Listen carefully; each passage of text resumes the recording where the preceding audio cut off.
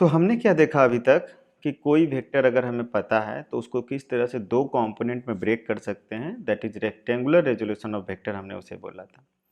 और ये भी देखा कि कोई वेक्टर है तो उसका रिजल्टेंट, दो तीन चार पांच वेक्टर्स हैं, उनका रिजल्टेंट किस तरह से निकाला जा सकता है। तो सपोज कीजिए F X and F Y किसी वेक्टर का कंपोनेंट है, आर उसका रिजल्टेंट है, तो R equal to F X I cap plus F Y J cap लिखा जा सकता है। और आर का मैग्नीट्यूड जो है under root F X square plus F Y square plus F Z square, अगर जेड रहता तो R equal to F X square plus F Y square लिखा जा सकता है, और tan phi equal to F Y by F X लिखा जा सकता है।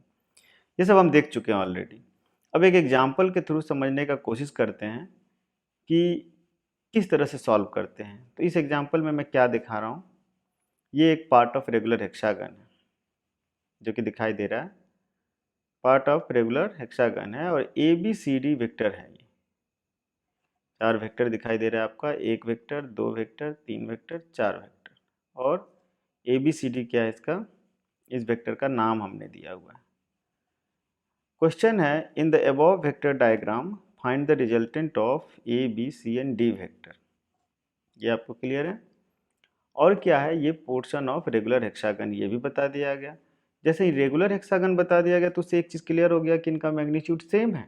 भले vector A B C D अलग नाम दिया हुआ है मैंने, बट इनका मैग्नीट्यूड सेम है क्योंकि रेगुलर हेक्सागन है। और हेक्सागन है तो इसका मतलब कि ईच वेक्टर, जैसे ये वेक्टर एक्स एक्सिस के साथ उसी पर है तो जीरो बनाएगा, ये वेक्टर एक्स एक्सिस के साथ 60 डिग्री बनाएगा। ये प्रॉपर्टी है हेक्सागन का, अगर इस तरह से हो तो ये 120 बनाएगा सी वेक्टर एक्स एक्सिस के साथ, और डी वेक्टर 180 बनाएगा। ठीक है। और तो इस तरह से, और मैग्नीट्यूड क्या है, इक्वल है। ठीक है। फर्स्ट मेथड करेंगे हम लोग, दो मेथड से इसे सॉल्व करेंगे। हमने ये चीज़ ध्यान दे दीजिए कि if A B C and D are equal vector, suppose इन सबका मैग्नीट्यूड ए लेते हैं, 5 न्यूटन लेते हैं।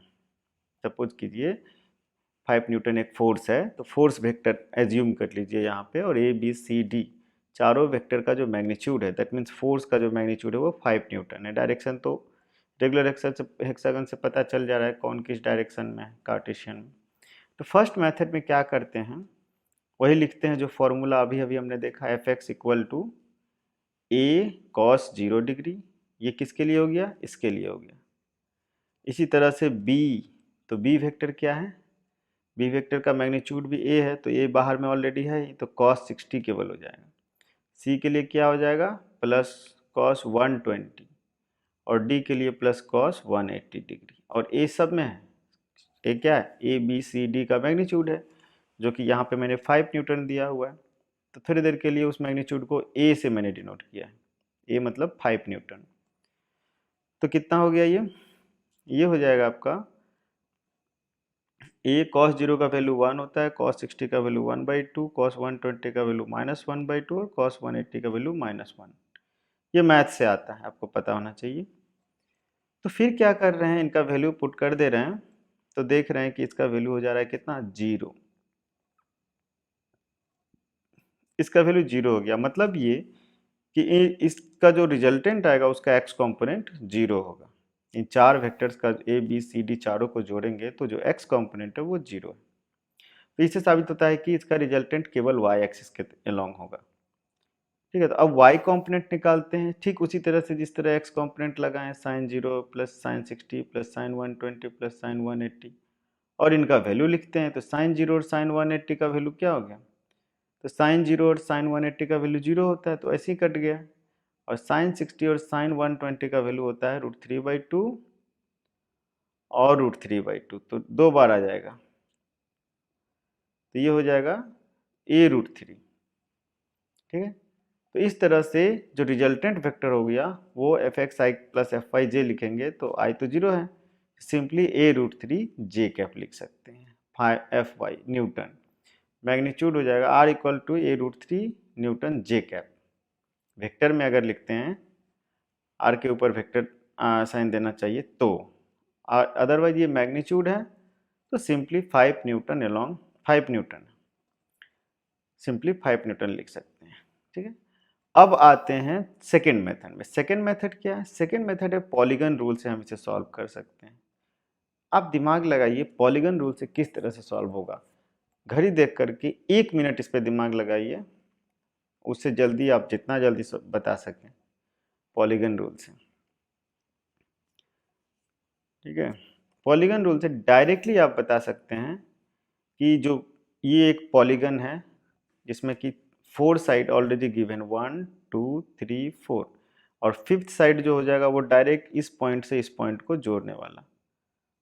तो जो लास्ट साइड 5th साइड जो है, जो इस पॉलीगन को क्लोज करता है, वो इसका रिजल्टेंट हो जाएगा अपोजिट ऑर्डर में। जैसे ये इस तरह से जा रहा है और हम इस तरह से लेंगे तो ये इसका रिजल्टेंट हो जाएगा। ठीक है, तो रिजल्टेंट हो जाएगा ये। तो ये डिस्टेंस किस तरह से निकलेगा, लेंथ ये जो है वो उसका मैग्नीट्यूड हो जाएगा। डायरेक्शन तो दिखाई दे रहा है कि वाई एक्सिस की तरफ है, तो केवल मैग्नीट्यूड निकालना है और इस जियोमेट्री से मैग्नीट्यूड आप निकाल सकते हैं। ठीक है, किस तरह से निकालिएगा, ये देखिए, ये आपका रिजल्टेंट जो रेड में मैं दिखा रहा हूँ, ये आपका रिजल्टेंट हो जाएगा। पॉलीगन रूल से डायरेक्ट बोल सकते हैं। अब मैग्नीट्यूड निकालने की बात है तो थोड़ा सा जियोमेट्री का आपको हेल्प लेना पड़ेगा और मैग्नीट्यूड निकल जाएगा। ठीक है, तो मान लीजिए कि इसको मैंने इस तरह से एक्सटेंड कर दिया है, नाम दे दिया है पी क्यू आर ये सब। तो पी आर जो हो जाएगा वो किसके बराबर हो जाएगा, पी क्यू साइन 60 के बराबर हो जाएगा।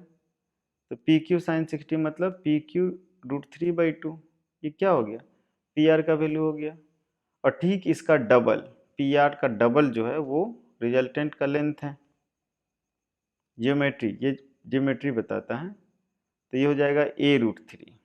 तो आर रिजल्टेंट क्या हो गया, a√3। एस नाम ने मैंने दे दिया है।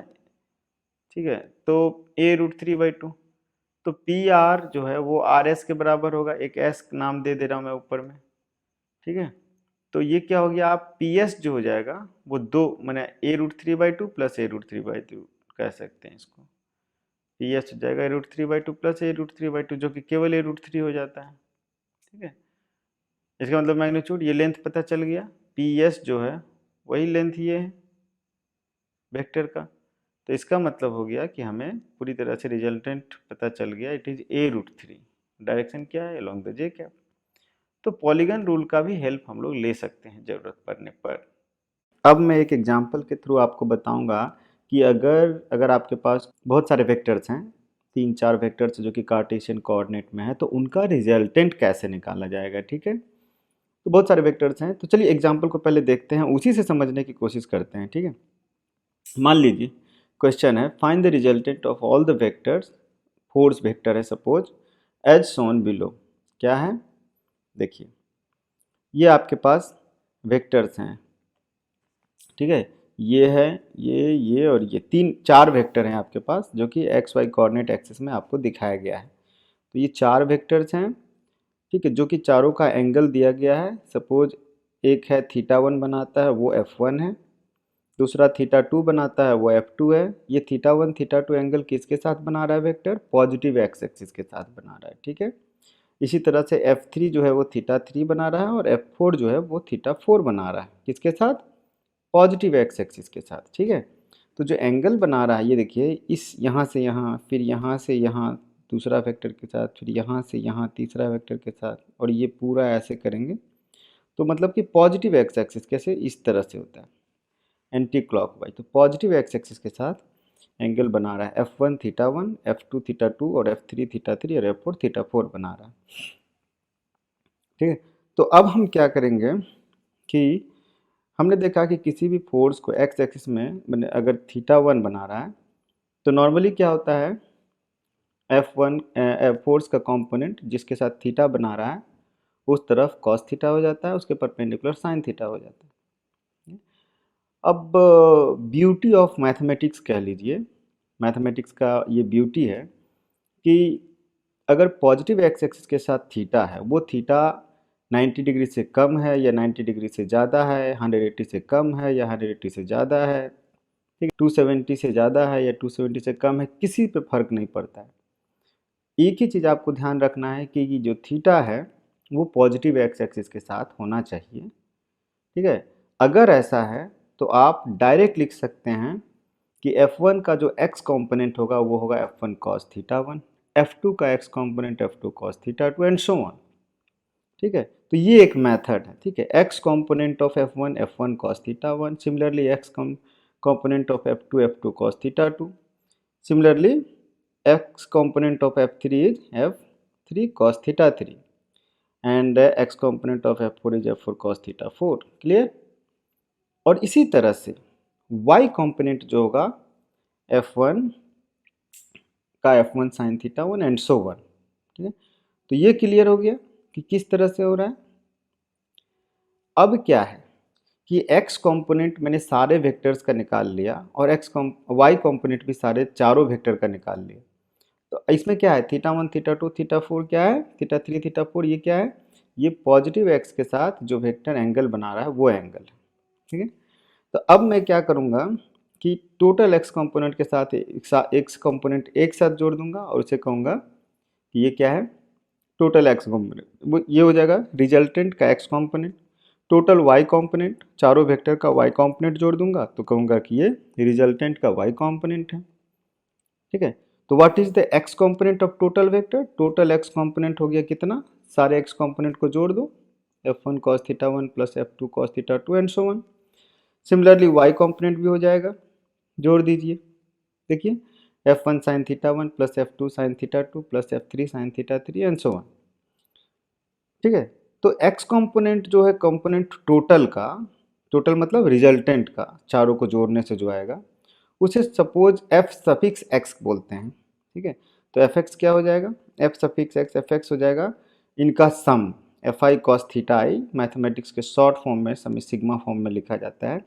i का मतलब है 1 2 3 4 जितने भी वेक्टर्स हैं, जितने भी एंगल्स बना रहे हैं, तो इस तरह से हम लिखा जाता है। ये मैथमेटिकल नोटेशन है, अगर अभी नहीं क्लियर है तो मैथ्स पढ़ेंगे तो वो क्लियर हो जाएगा इसके लिए। ठीक है, तो ये जो मैंने लिखा है ना, ये F1 sin थीटा 1, उसी का शॉर्ट फॉर्म मैथ्स में ऐसे लिखा जाता है। ठीक है, ये समेशन फॉर्म, ये समेशन का सिंबल है।